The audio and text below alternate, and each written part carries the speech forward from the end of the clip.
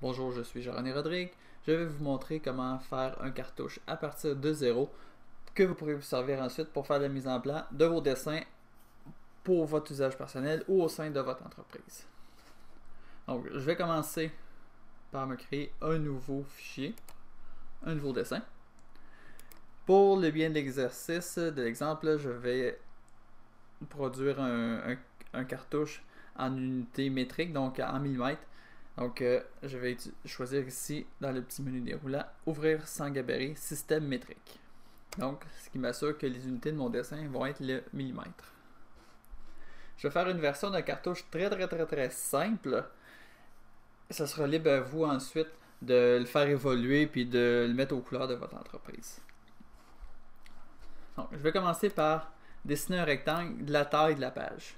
Donc, je vais faire pour l'exemple un cadre de format A4. Un cadre de format A4, ça a une taille de 290 mm par 210 mm. Dans le bas du cadre, on a ce qu'on appelle le cartouche, donc la zone où est-ce qu'on vient inscrire les informations, telles le titre du dessin, le nom du dessinateur, la date, l'échelle, etc. Pour l'exemple, on va se limiter à deux zones. Une que je vais garder pour le titre, puis une autre que je vais garder pour le nom du dessinateur. Donc, je vais me dessiner une bande en bas de 25 mm que je vais ensuite séparer en deux parties.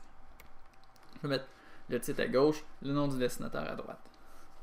Donc, si vous avez porté attention, dans les cadres que je vous fournissais, on avait deux choses. On avait dans le coin de la cellule le nom de la zone de texte. Par exemple, ça aurait pu être inscrit titre, nom du dessinateur, matériaux, échelle, etc. Donc, ce titre-là, on ne peut pas le modifier facilement. En fait, il n'est pas fait pour être modifié.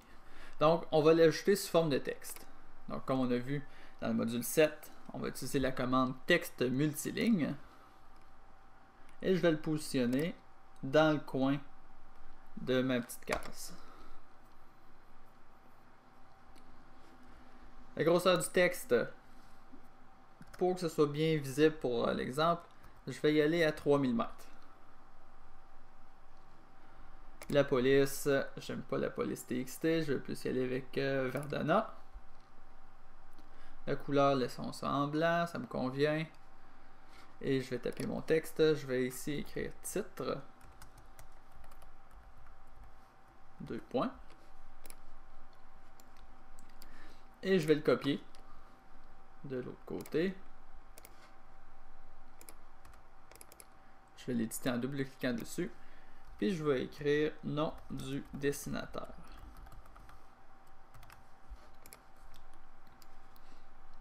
Donc ça commence à prendre forme. Ensuite, toujours en vous référant au cadre que je vous ai fourni dans le module 8. Dans ces cadres, il y avait le texte en tant que tel qu'on peut modifier. Donc, le texte lorsqu'on vient double-cliquer sur le cadre, le texte qu'on peut modifier, il est présenté dans AutoCAD sous forme d'un objet qu'on appelle un attribut. Donc, pour ajouter un attribut, on va aller dans l'onglet Insertion et on va venir ici sur Définir des attributs. Donc, on va venir installer un attribut en plein centre de la case à gauche, un autre en plein centre de la case à droite, qui vont ensuite nous servir à venir stocker le titre du plan ou le nom du dessinateur. Avant de faire ça, pour être sûr de venir installer l'attribut en plein milieu de la case pour des raisons uniquement de mise en page, de mise en plan, d'esthétisme, je vais venir me tracer deux lignes de construction. Vous allez voir pourquoi dans un instant. Donc je vais venir ici toujours dans l'onglet Insertion. Je viens appuyer sur Définir des attributs. Une fenêtre s'ouvre. Je ne vais pas passer avec vous toutes les options de cette fenêtre. On va s'en tenir à la base. On va venir ici pour commencer dans Attributs. L'étiquette, c'est un peu comme en programmation, le nom de la variable. Pour un attribut, on parle du nom de l'étiquette. Mon premier étiquette, je vais l'appeler titre. L'invite, c'est la question qui va être posée à l'utilisateur pour l'inviter à venir répondre, pour venir rentrer une valeur. Donc, je vais poser la question. Quel est le titre du dessin? Valeur par défaut, je vais mettre simplement un tiret pour rappeler au dessinateur de venir double-cliquer sur l'attribut pour venir le modifier et inscrire le vrai titre du dessin. Justification. Je vais prendre milieu-centre. Hauteur de texte. Pour un titre, généralement, c'est assez gros. On va y aller à 5 mm. J'appuie sur OK. La fenêtre se ferme. Il me demande de spécifier un point de départ. Alors, je vais venir cliquer sur le point milieu de ma ligne de construction. Et on voit, mais ce qu'on voit ici, c'est l'étiquette de mon attribut qui est positionnée exactement dans le centre de ma cellule. Je vais effacer ma première ligne de construction et je vais refaire le même manège de l'autre côté. Définir des attributs. L'étiquette, ça va être dessinateur.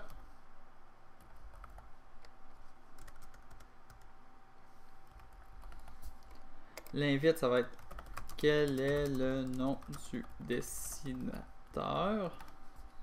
Par défaut, je vais mettre un tiret encore une fois. Justification, toujours milieu-centre. Standard, hauteur de texte pour que ce soit bien visible pour la vidéo. Je vais le laisser aussi à 5 mm.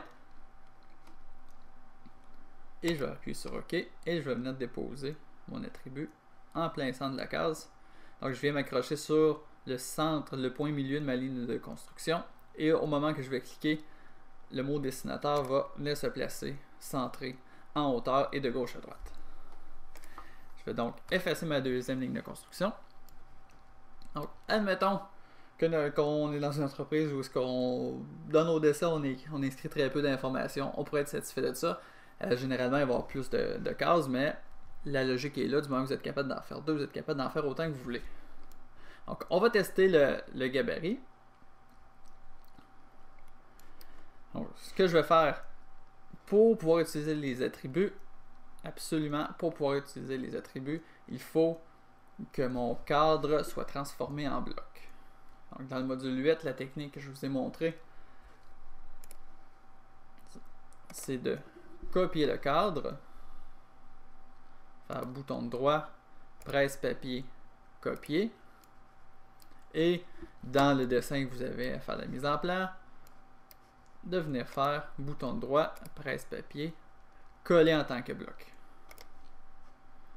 Donc, à chaque fois que je vais venir insérer dans mon dessin mon cartouche en tant que bloc, ça va me permettre de double-cliquer n'importe où sur mon cadre. Et lorsque je viens double-cliquer dessus, il y a l'éditeur d'attributs qui s'ouvre et j'ai les deux questions. J'ai deux lignes pour mes deux étiquettes, dessinateur titre et les deux questions. Quel est le nom du dessinateur et quel est le titre du dessin. Fait que nom du dessinateur, simplement dans valeur, on se souvient qu'on avait mis valeur par défaut un tiret. Donc on efface le tiret, on met le nom du dessinateur. Je vais inscrire mon nom.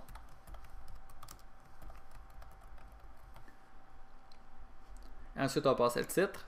On efface le tiret qui était la valeur par défaut encore. Et appelons-le test en majuscule. Puis sur appliquer, j'appuie sur OK. Et voilà, on s'est construit un cadre avec un cartouche qu'on pourrait utiliser dans nos dessins. Donc je vous invite à créer les vôtres avec les cases que vous voulez, avec l'information que vous voulez. Donc ce qui est important, c'est de se tracer premièrement un rectangle, la taille de la feuille de papier qu'on désire utiliser.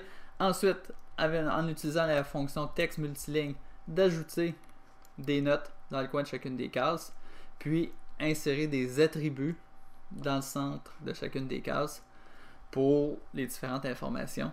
Puis, pour terminer, il s'agit de prendre le cadre, de le transformer en bloc, Puis, c'est parti. On peut l'utiliser pour faire la mise en plan telle qu'on l'a vu dans le module 8 de tous nos dessins. Donc, c'est à votre tour de vous créer votre propre cadre et je vous souhaite bonne chance.